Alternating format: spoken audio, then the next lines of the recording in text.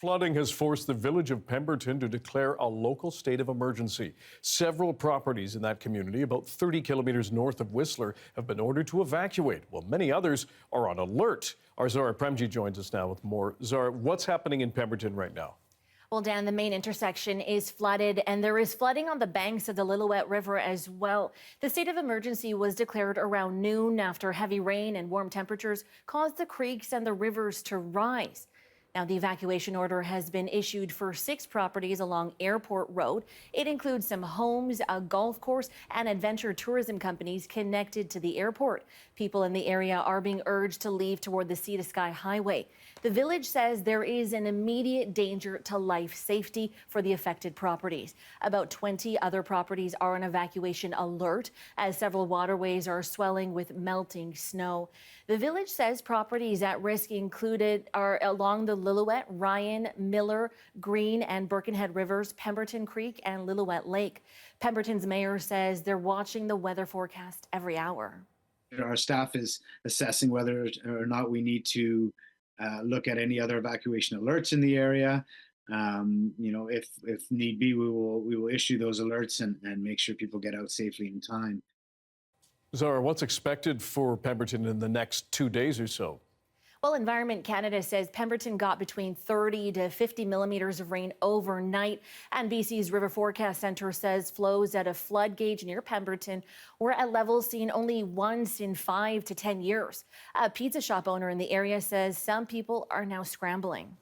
We had people with livestock who have to get their livestock out of their properties and bring out the goats and all their horses and cows and bring them up to high ground, leave their chickens to fend for themselves. We've had people from the local run-of-river power company interjects.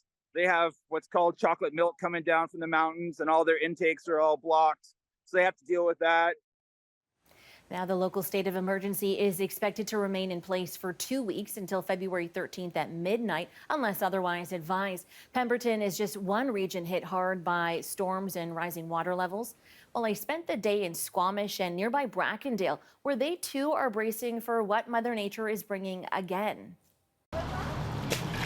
We're blocking the doors off with sandbags so the water doesn't go in the house. But it's been rising all morning. It's kind of been a losing battle. Hundreds of millimeters of rain from last Friday left a mess for Brackendale residents like Don Robson's family to clean up. And now they're bracing themselves for the next set of storms, bringing a possible replay of last weekend. So the river's so high, we just got to wait till the river goes down, or hopefully it doesn't come any higher.